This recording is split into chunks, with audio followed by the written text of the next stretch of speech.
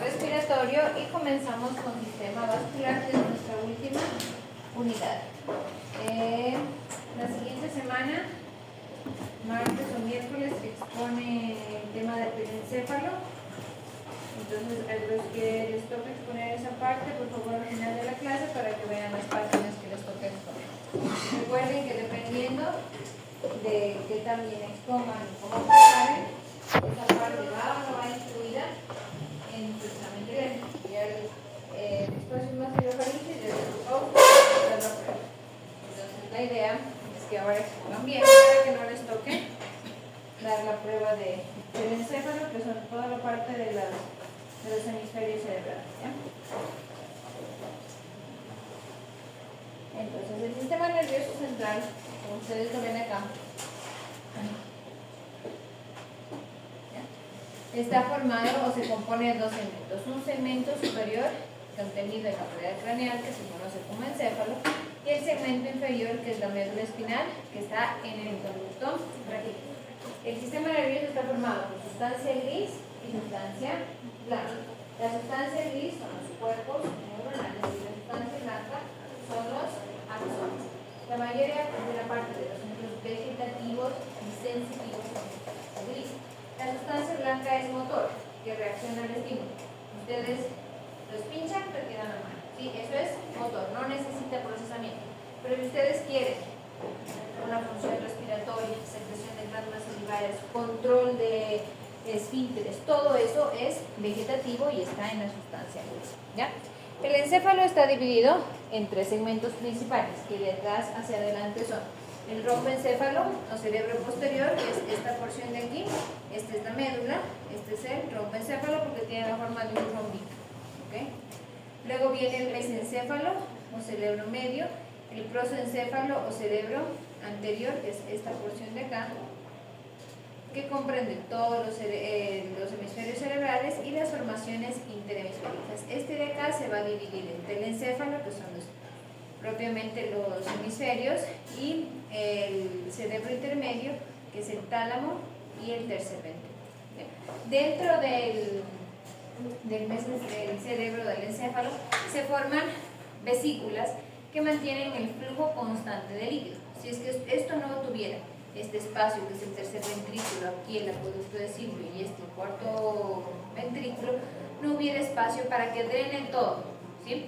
Necesitamos fluidos para que las envolturas pía madre, dura madre puedan hacer intercambio líquido, los hemisferios fluyen y el momento que ustedes se golpeen haya un amortiguamiento de la cabeza. Si en todos los accidentes que pasan nos golpeáramos la cabeza y no hubiera ese líquido interno, entonces tuviéramos lesiones o contusiones cerebrales. Pero como estamos protegidos por la dura madre, la pía madre y todas estas capas y por el líquido, es que en los accidentes, en la mayoría de los casos, no hay lesión cerebral. ¿Ya? El romboencéfalo, vamos a verlo hoy, está formado, debe su nombre, su forma romboidal, que adopta en el curso del desarrollo de la cavidad ependimaria, que es una cavidad que forma este espacio. Miren, este es el tercer ventrículo, este es el acueducto de Silvio y este es el cuarto ventrículo. Comprende el bulbo raquídeo, que está en verdecito, la protuberancia anular y el cerebelo. Entre estos tres queda delimitado un espacio que se conoce como cuarto ventrículo. ¿Por qué? Porque hay 1, 2, 3 y 4 ventrículos. Aquí está, como está en corte sagital no lo podemos ver, pero está en los lóbulos, está 1, 2, este es el tercer ventrículo y este es el cuarto ventrículo. ¿Ya? El bulbo raquídeo, que es esta porción de acá, se continúa hacia abajo con la médula espinal. En la parte superior y en la parte inferior hay un doble cruzamiento de las pirámides. ¿Qué significa eso? Que cuando ustedes les dicen a un paciente no le funciona el brazo derecho, es porque está afectado el lado izquierdo. Entonces, ¿qué significa esto? Que acá y acá abajo hay un cruce de las pirámides, lo que garantiza, digámoslo así, que haya una mejor recepción de los estímulos y también que si pasa algo, las fibras del lado derecho con las del lado izquierdo puedan compensar un poco lo que se lastima. ¿Ya? El bulbo sigue la médula espinal, comienza a la mitad del arco anterior del atlas, aproximadamente aproximadamente, atraviesa el agujero occipital y termina en la parte media del canal basilar. ¿Recuerdan el canal basilar del occipital? Que tenía el espacio para el bulbo raquídeo, ¿ya? Y se continúa con la protuberancia anular. Tiene una cara anterior, que es esta de acá, dos caras laterales, una cara posterior, un extremo superior y un extremo inferior. La cara anterior, que es esta de acá, sobre la línea media presenta un surco medio, este de acá, que se continúa con el surco anterior de la médula espinal. En el fondo del surco está cruzado por el entrecruzamiento de los haces, que son estos, piramidales o vías motoras. Estas son las vías motoras que están en el bulbo por fuera y en la médula espinal se meten y se van hacia los extremos, hacia los lados. A ambos lados del surco, los cordones blancos o pirámides anteriores, que son estos de acá, estos vórtices de acá, limitadas por fuera por el surco colateral anterior. De este surco colateral anterior nacen los filetes de nervio hipogloso. Los nervios tienen un origen real y un origen aparente. Este es el origen real. El origen real es de donde sale el bulbo, protuberancia o lo que sea. Y el origen aparente, el origen aparente es este, el que nace de los lugares grandes. El origen real es en la sustancia gris o en la sustancia blanca y es el bulbo, protuberancia o mesencéfalo. Las caras laterales, que son estas de acá, prolongan hacia arriba estos cordones laterales. Ustedes pueden ver de la médula, la parte antero superior está ocupada por una eminencia bastante grande que se conoce como oliva vulvar. Las caras laterales están separadas de la cara posterior por el surco colateral posterior. De este surco emergen de abajo hacia arriba los filetes radiculares del nervio espinal, nemogástrico y glosofaringeo y fibras arciformes externas que van a contornear la parte inferior de estas caras colaterales y anteriores. Entonces ustedes pueden ver acá, hipogloso salía de acá, espinal, nemogástrico y glosofaringeo de la parte inferior. Y si eso estaba en la cara, estaba en la porción basilar del occipital, ¿por dónde salía el hipogloso? El cráneo.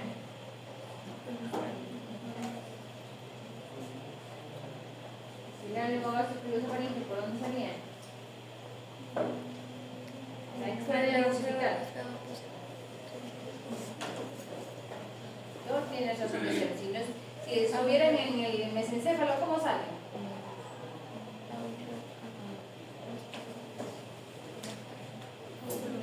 Sería por el agujero rasgado posterior. ¿Qué salía por el agujero rasgado posterior? Estaba dividido en dos partes. Una parte anterior para la vena yugular y una parte posterior para el espinal, nemogástrico y glosofaringeo. El hipogloso salía en cambio por el agujero condilio posterior, que estaba en la masa lateral del occipital. Es unidad de anatomía. La cara posterior. La cara posterior es esta de acá. Tiene una configuración diferente en la mitad superior que en la mitad inferior. En la mitad inferior, como se va a construir la médula, entonces es muy parecida a la médula. La mitad inferior se encuentra como la médula, un surco medio posterior, dos cordones posteriores a cada lado del surco, subdivididos por haces accesorios, así como ven acá. En la mitad superior, los cordones parecen separarse y se convierten en los pedúnculos cerebelosos, que son estos de acá. Inferiores, limitan entre sí un espacio triangular a nivel del cual los elementos nerviosos desaparecen, se ensanchan y van a formar la parte inferior del cuarto ventrículo, que está cerrado únicamente hacia atrás por la membrana rectoria, que es una membrana que proviene de la vía madre o de la dura madre, que entra en esta zona y se invagina y protege el cuarto ventrículo. Sobre los pedúnculos cerebelosos, el surco intermedio posterior se prolonga hasta las cercanías del cerebelo, eso es hacia la parte posterior, y se divide en dos haces, un interno, pirámide posterior, y otro interno o cuerpo restiforme. En la porción inferior de la pirámide posterior está un ensanchamiento, la clava o núcleo del haz de Golgi, que son núcleos importantes para el funcionamiento vegetativo de ciertos órganos, ¿ya? El extremo superior, o el inferior, perdón, o vértice, se continúa con la médula espinal, y el extremo superior está separado de la protuberancia por el surco bulbo protuberancial. En la porción superior del surco medio anterior y el bulbo se ensancha y se forma el foramen caquecum o fosita supraolivar o olivar, que está justo por encima de la oliva, y la fosita lateral, que está por encima en cambio del cordón lateral. El nervio motor externo sale por este surco, por la fosita lateral, y los nervios facial y auditivo salen por la fosita lateral. Entonces ustedes tienen acá, miren, la oliva, el foramen caquecum, por aquí sale facial y auditivo, y aquí sale motor ocular externo. Acá en cambio va a salir motor ocular común, trigémino. Este es el origen aparente de la mayoría de nervios que nosotros vamos a revisar. Acá arriba en cambio está la cestilla óptica y ya tenemos el óptico. El olfatorio es el único que llega a aquí los tenemos. Miren, aquí está la parte de la sustancia gris. Yo les hice un resumen porque la idea es que quiero que sepan la parte que nos interesa a nosotros. En Rubier es bastante extenso, pero la parte que nos corresponde a nosotros específicamente de los núcleos que nos van a servir a nosotros. Entonces, los núcleos de la sustancia gris vulvar están en conexión con diferentes nervios craneales. En la sustancia gris que prolonga la médula, que se disloca por el entrecruzamiento de las pirámides, miren cómo están acá y miren cómo están en el bulbo. Así está en la pirámide, en la médula, perdón. ¿Sí? Sustancia gris y sustancia blanca. Se hace el entrecruzamiento y van quedando hacia afuera. Por eso es que en esta parte del cuarto ventrículo viene así, porque tenemos que proteger la sustancia gris y el mayor componente de la sustancia blanca. ¿Ya? Los núcleos de origen y terminación de las fibras motoras, vegetativas y sensitivas de los últimos nervios craneales están hacia el medio y la parte motora está hacia abajo. Los núcleos motores. Núcleo motor del nervio hipogloso, situado en la mitad inferior del bulbo, justo en la línea media. Núcleo del nervio espinal en la parte vulvar, frente al ala gris. El núcleo somatomotor del neumogástrico, que forma la pared anterior del núcleo ambiguo. Hipogloso,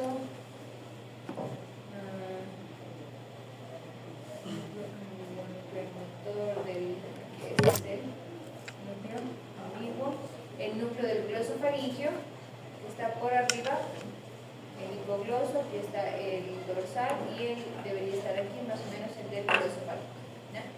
Los núcleos sensitivos, fibras somatosensitivas del neumogástrico y glosofaringio que terminan en el núcleo del A solitario, del tracto solitario que está acá,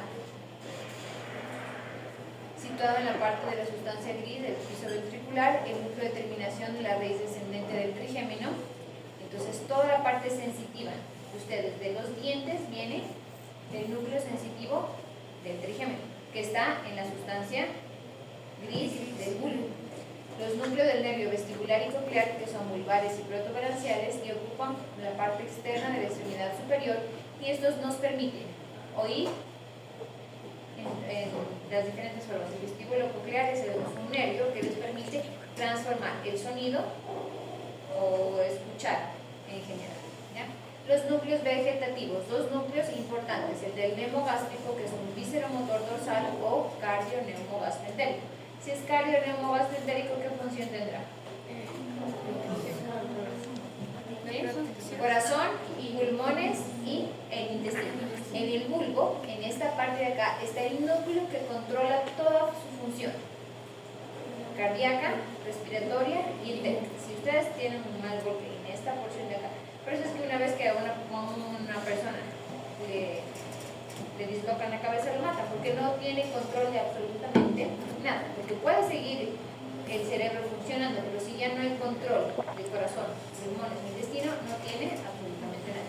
Por eso es que los golpes en la cabeza son tan complicados, ¿okay?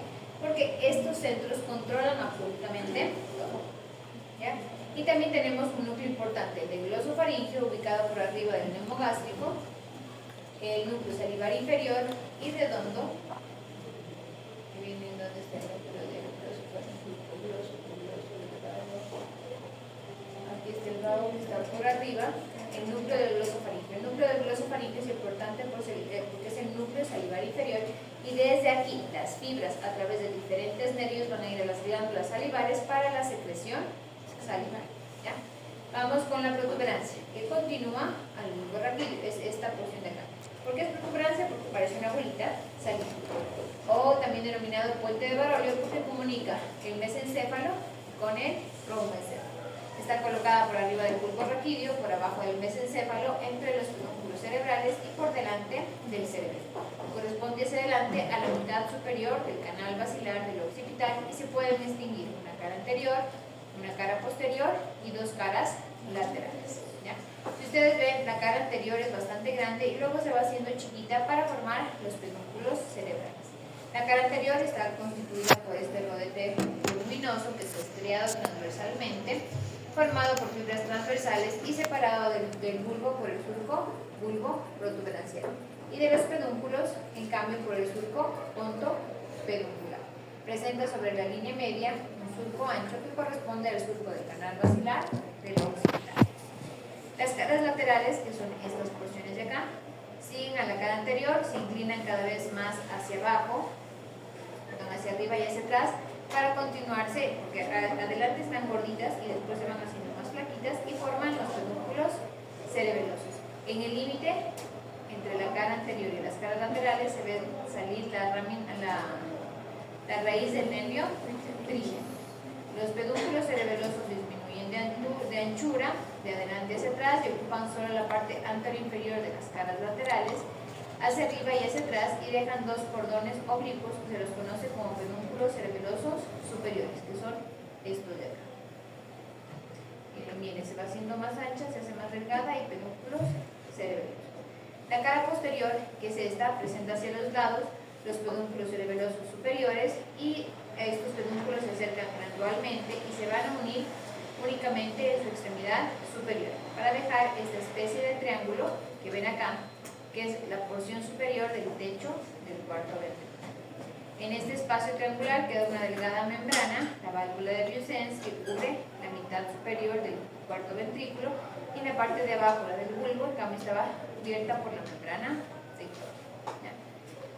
Hacia atrás de esto tenemos el cerebelo. El cerebelo va a cerrar hacia atrás el espacio que se produce, entonces su cara anterior e inferior van a formar parte del cuarto ventrículo. Está situado en el piso inferior del cráneo, por detrás del bulbo y de la protuberancia, por debajo de los hemisferios cerebrales occipitales. ¿Se acuerdan que la cara interna del occipital tenía dos fosas cerebrales y dos fosas cerebelosas para el cerebro? Es alargado transversalmente, presenta una cara superior, una cara inferior y una cara anterior. Entonces tiene cara superior, la cara anterior y la cara inferior. Parece un gusanito o una oruga porque tiene muchísimas circunvoluciones.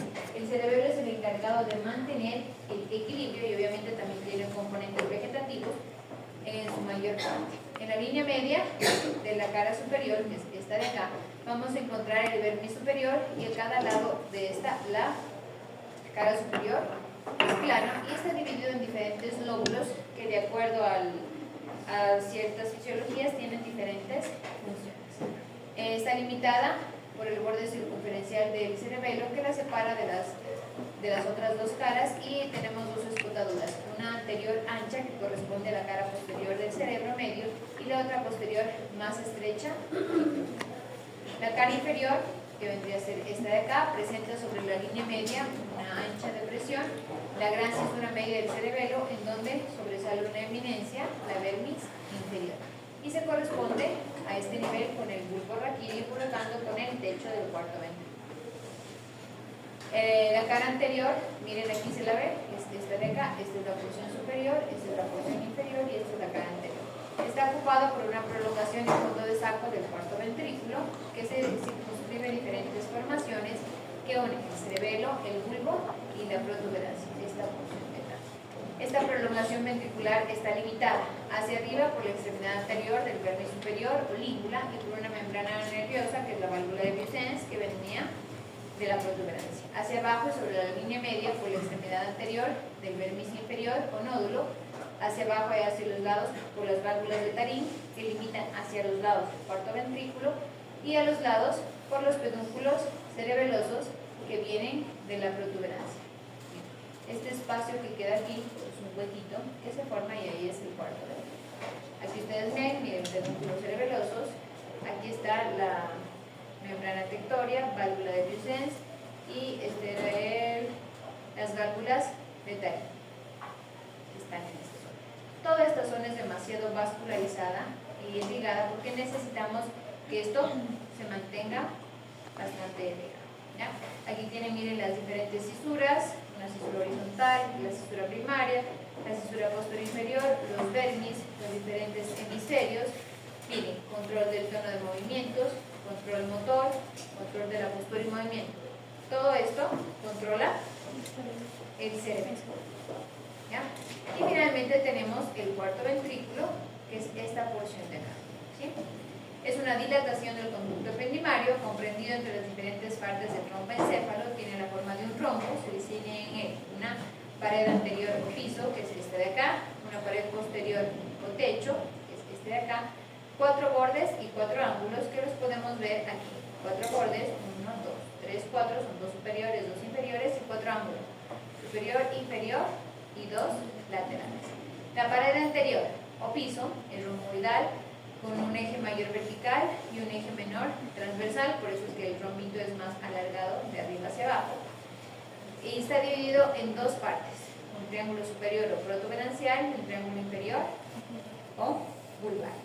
En la línea media, este surco longitudinal que va de ángulo a ángulo, que se conoce como tallo del cálamus, y salen filamentos delgados que se conocen como las barbas de cálamus o estrías medulares.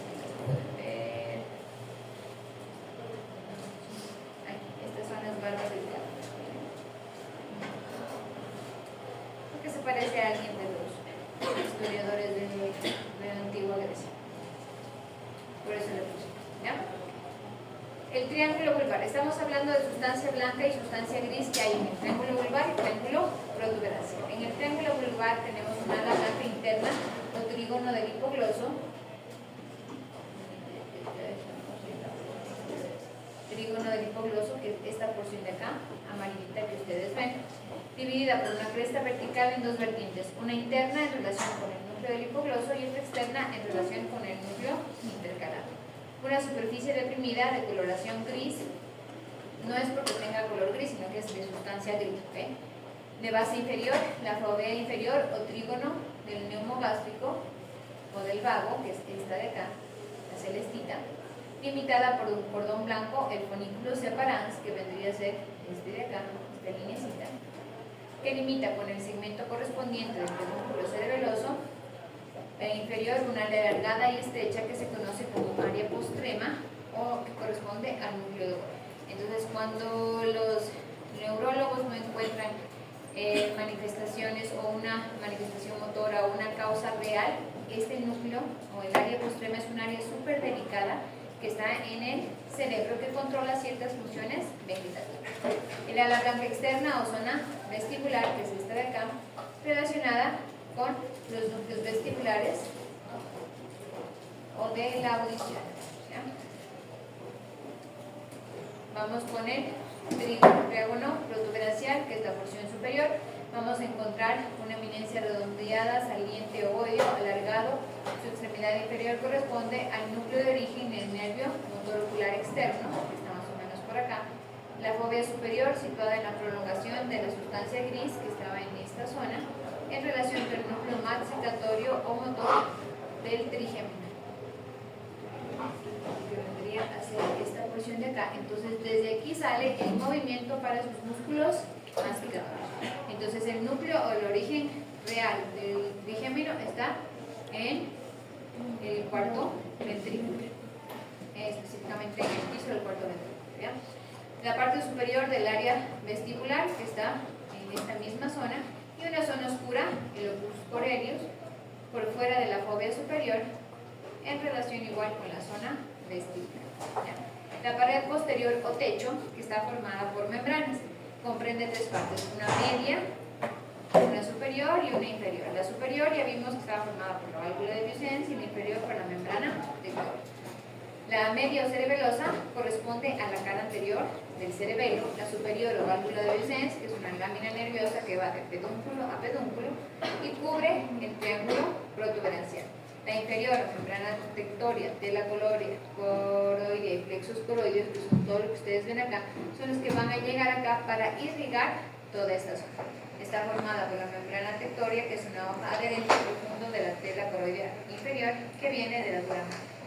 La tela coroidea es parte de la vía madre que recubre directamente a todo el sistema nervioso central y se imagina en esta zona y separa la cara inferior del cerebelo, el techo de la parte vulvar, y forma esta telita que los ¿ya? Aquí ustedes pueden ver los bordes, que son superiores, inferiores, y los ángulos. Los bordes son 4, 2 superiores, 2 inferiores. Los inferiores corresponden a la unión de la língula con el pedúnculo cerebeloso inferior, es decir, al vermis inferior con los pedúnculos cerebelosos, y los bordes superiores están formados en cambio por los pedúnculos cerebelosos superiores de la protuberancia. Los ángulos, al ser una dilatación, el cuarto ventrículo, su ángulo inferior lo comunica con el conducto ependimario de la médula, el superior con el acueducto de Silvio, y las extremidades laterales se corresponden con procesos laterales para permitir el flujo del cuerpo. Y con eso terminamos el que van a hacer hoy. Tienen 1 hora y un poquito más. Van a hacer los gráficos, protuberancia, bulbo, protuberancia y bulbo y protuberancia. No van a avanzar. Bulbo y protuberancia para mañana. Tienen que poner las partes que vimos, la parte externa, la configuración externa y la configuración interna. Está ya subido al aula virtual, lo que tienen que hacer, y para el jueves en cambio van a presentar cerebelo y cuarto ventrículo. Mañana seguimos con las clases y el jueves dan pruebas de protuberancia, bulbo, protuberancia y cerebelo y cuarto ventrículo. Toda la clase. El jueves. Si avanzan para mañana, hacer protuberancia, bulbo, cerebelo y cuarto ventrículo, bien, pero si no, pueden dividirlo en 2, uno mañana y otro el jueves. Mañana seguimos con mesencéfalo, cerebro intermedio, el jueves dan la lección, el martes o miércoles de la fin de semana dan la otra lección, lo que veamos mañana, y exponen martes o miércoles el resto de telencéfalo. ¿Qué sería? Telencéfalo. Los gráficos para mañana No, para mañana tienen que traer protuberancia y bulbo. Configuración externa y configuración interna. Si avanzan, pueden traer cerebelo y cuarto ventrículo. Si no, el cerebelo y el cuarto ventrículo entregan el jueves. Y para la siguiente semana, el martes, tienen que traer de lo que veamos mañana. A ver, para los que les toca telencéfalo. El telencéfalo es los hemisferios cerebrales. Entonces, todo tiene que incluir comisuras, cuerpo calloso y trígono. Las páginas son de las 668 a las 682 hasta antes de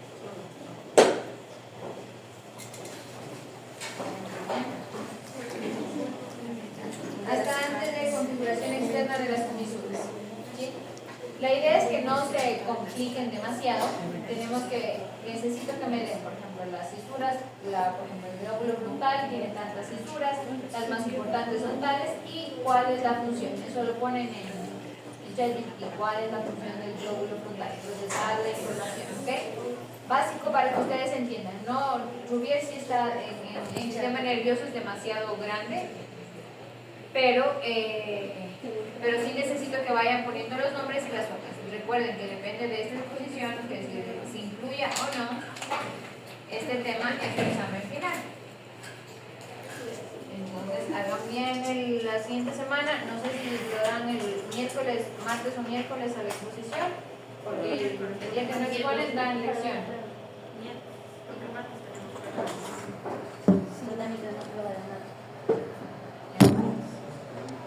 Este jueves tienen prueba de nada. La siguiente semana pueden dar la prueba, martes o miércoles, y el día que no den la prueba tienen exposición. O sea, igual tienen que estudiar. Entonces, para que me encuentren Bueno, ustedes ahí mándense igual. Ya, ya, ya.